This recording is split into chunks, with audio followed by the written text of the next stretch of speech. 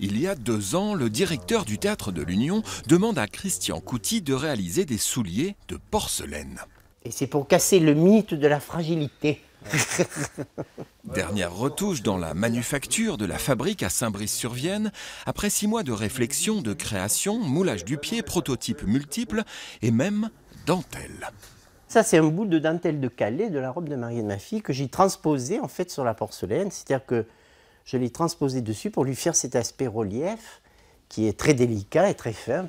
Et il semble fragile ce soulier et pourtant, chut, secret de fabrication, sa semelle est incassable. Un défi pour lequel le créateur du collectif Esprit Porcelaine a également fait appel à une décoratrice et à son cordonnier d'Aix-sur-Vienne.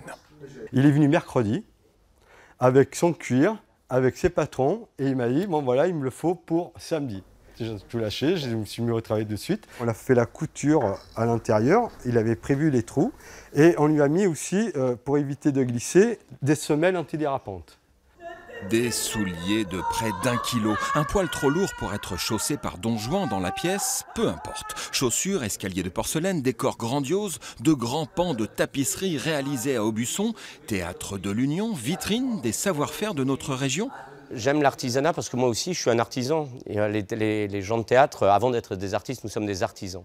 Et je trouve que nous avons les mêmes objectifs, les mêmes enjeux de savoir-faire, d'emploi, du respect de la matière. Des savoir-faire qui, avec Don Juan, voyageront, seront montrés au public de France, de Suisse, Belgique, Chine et peut-être de Corée et du Japon.